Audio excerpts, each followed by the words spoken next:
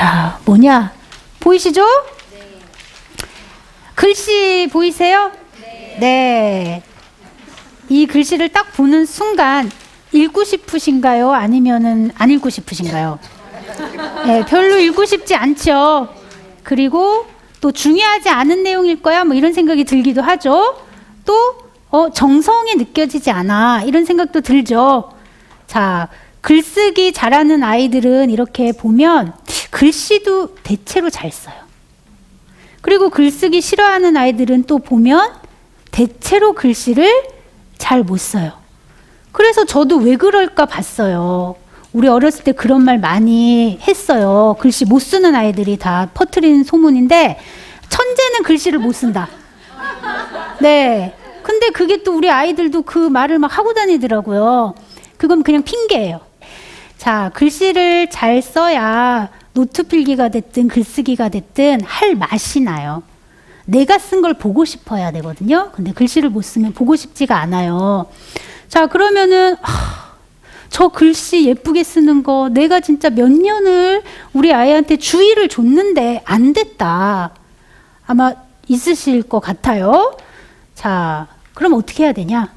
이렇게 말했을 가능성이 높아요. 똑바로 써. 반듯하게 써. 자, 꼬맹이들에게 이 말은 어렵다. 어렵습니다. 아이들 입장에서는 똑바른 거가 잘 안 돼요. 한 아이가 저한테 그러는 거예요. 선생님, 머리로는 되는데 왜 내 손이 안 돼요? 이러는 거예요. 그래서 제가 깜짝 놀랐어요. 아, 그렇구나.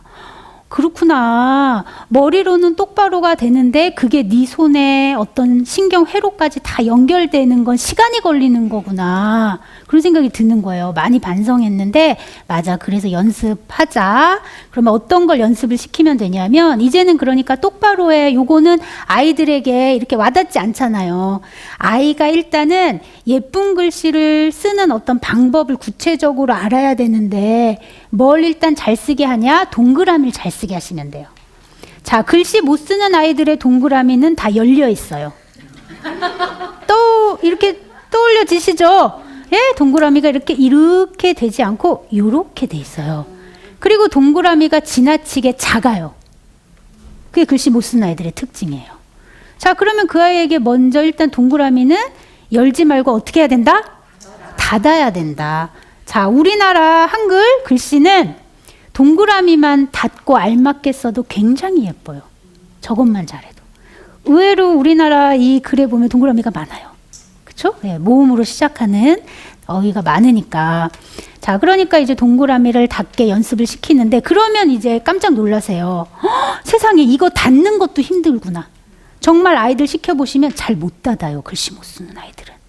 벌써 이쯤에서 집중력이 확 떨어져요. 그래서 그냥 가버리거든요. 그러니까 요거는 따로 연습시키셔야 돼요. 이 동그라미 닫게 하는 건. 자, 그러면 아이도 조금 자신감이 생겨요. 많이 이 방법으로 글씨 교정할 수 있습니다. 자, 그 다음에 이제 가로선, 세로선, 사선 나와 있죠? 글씨 못 쓰는 아이들은 가로가 가로답지 않고 세로가 세로답지 않아요. 다 그냥 사선이에요. 이렇게 쭉 내리는 것조차 힘들다는 거예요. 그 아이들은. 그러니까 그걸 바르게 내리게 할 수 있어야 돼요. 가로도 바르게 할 수 있게 해야 되고 사선도 마찬가지죠. 그리고 글씨를 못 쓴다 하는 아이들은 자, 흘림체, 인쇄체 말씀을 드렸는데 아이들이 대체로 흘림체를 쓰거든요. 그건 어떤 체냐 하면 쓰다가 중간에 힘을 빼버리는 거예요. 끝까지 힘을 이렇게 골고루 주지 않아요. 그래서 뭐 예를 들어 뭐 산을 쓴다 하면 요쯤 쓰다가 여기서 힘을 빼서 흘려버려요. 그러니까 흘린 데서 힘이 없으니까 막 연결을 시켜버리죠. 그 다음에는 그냥 막. 그러니까 글씨를 쓸 때 특히 가로, 세로, 사선 쓸 때 있죠. 처음 그 힘이 끝까지 가는 게 좋아요. 대신 너무 세게 주면 안 되죠. 아이들이 힘이 부족하니까. 그러니까 우리가 아이들을 가르칠 때 자, 동그라미 닫고 이런 말들을 해주세요. 예, 아이 머릿속에 동그라미 닫고가 막 살아서 막 움직여야 되거든요. 그리고 가로 세로 할 때도 자, 처음 점 찍었지? 끝까지 힘, 끝까지 힘. 그러면 아이가 이제 획을 쓸 때 끝까지 하는 게 뭔가 리마인드가 되겠죠. 예, 그러면은 글씨 쓸 때 좀 주의할 수 있어요. 그리고 글씨 가르치실 때는 어떤 내용 있는 글을 쓰게 하시면 안 되고, 뭐 예를 들어 얘 이름만 쓰게 한다거나, 이건 훈련이니까, 예, 예. 그러니까 뭐 이름만 쓰게 한다거나, 뭐 우리 식구 이름을 써보게 한다거나, 뭐 자기 이름만 여러 번 이렇게 써보게 한다거나, 그런 식으로 이제 글씨 훈련시키고, 정말 내용까지 쓰는 글에 글씨까지 잘 쓰게 하려면 이중 부담이에요. 그래서 글씨 할 때는 따로 이제 쉬운 어떤 반복할 수 있는 글자들로 가르치면 되겠습니다. 자, 그런데 여기에서 벗어난 아이들이 있어요. 내가 이렇게 친절하게 아이에게 글씨는 동그라미를 이렇게 쓰고 획을 이렇게 하는 거야, 힘을 이렇게 줘야 돼 라고 말해도, 어떤 아이들은 연필만 쥐면 마치 연필하고 싸움을 하듯이 막 연필을 막 꺾어버릴 정도로 막 세게 쥐는 아이들, 또는 연필심을 막 쓰면서 부러뜨리는 아이들이 있어요. 그런 아이들이 있거든요. 그런 아이들은 글씨뿐만이 아니라 필기 쓰는 것 자체에 대한 엄청난 거부감이 있는 아이들이 있어요. 저는 요즘에 그런 아이들을 많이 만나요. 자, 왜 그러냐 하면 처음 글자를 배울 때 불행 속에서 배워서 그래요. 아마 글자를 배울 때 이 아이가 야단 맞으면서 배웠을 거예요. 그리고 이런 아이들의 또 공통점 중 하나는 빨리 글자를 깨친 아이들이에요. 일찍 글자를 깨친 아이들은 부모나 교사 입장에서 너무 기특하니까 빨리 글자를 쓰게 하고 싶죠. 그래서 아이들이 힘을 제대로 조정할 수 없는데 연필 쥐고 글자를 쓰게 해요. 근데 잘 못 쓰잖아요. 그 쬐끄만 손으로. 뭐 써봤자 얼마나 쓰겠어요. 그래서 아이들이 잘 못 쓰면 잘 못 썼다고 야단치죠? 그러면 야단 맞으면 기분이 어떤가요? 나쁘죠. 굉장히 나쁘죠. 그런데 날 가르치는 사람을 미워할 수 없으면 연필이 미워요. 연필이 미운 거예요. 연필을 질 때마다 그게 막 생각나요. 근데 아이들은 무의식 속에서 생각나는 거거든요. 그래서 정확히 내가 왜 글씨를 예쁘게 쓰고 싶지 않고 왜 글쓰기가 싫었는지 몰라요, 아이들은. 그냥 자기는 어느 날 그렇게 돼버린 거예요. 그냥 얘만 지면 막 화가 나는 거예요. 얘를 다 막 꺾어버리고 싶은 거예요.